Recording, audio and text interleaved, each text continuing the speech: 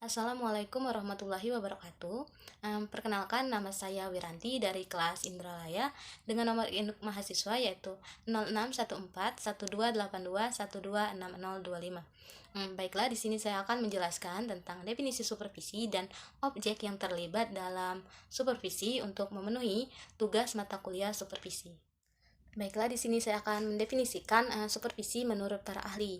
Yang pertama itu ada menurut Purwanto. Jadi Purwanto ini berpendapat bahwa supervisi itu adalah suatu aktivitas pembinaan yang direncanakan untuk membantu para guru dan pegawai sekolah dalam melakukan pekerjaan secara efektif.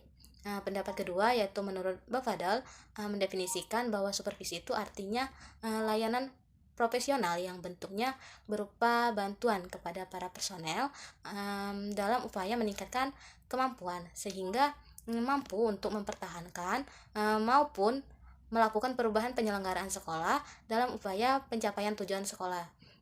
Dan pendapat yang ketiga itu adalah menurut Mulyasa.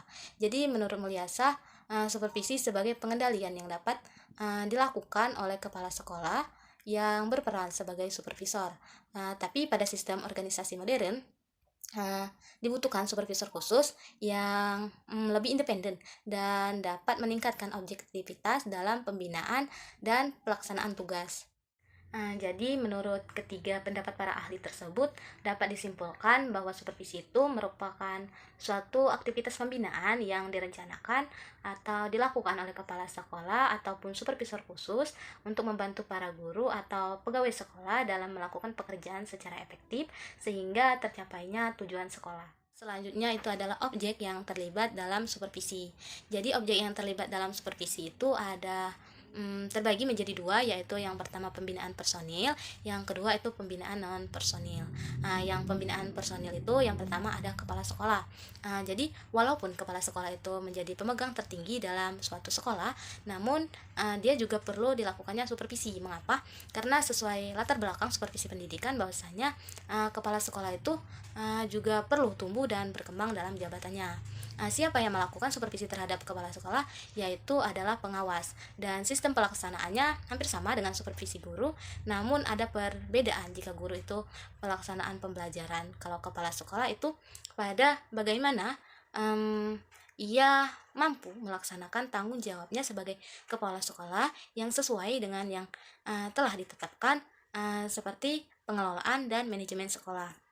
Nah, selanjutnya itu ada guru. Jadi guru itu sebagai ujung tombak pelaksanaan pembelajaran. Dalam melaksanakan tugasnya perlu adanya pengawasan oleh supervisor, yakni dilakukan oleh kepala sekolah yang mensupervisi guru. Adapun yang disupervisi itu adalah permasalahan apa yang dialami oleh guru. Terkadang guru yang satu dan guru yang lain itu memiliki permasalahan yang berbeda. Jadi perlu adanya supervisi. Yang ketiga itu adalah staf sekolah. Jadi staf sekolah itu merupakan tenaga kependidikan sekolah. Ya, jadi sama dengan guru.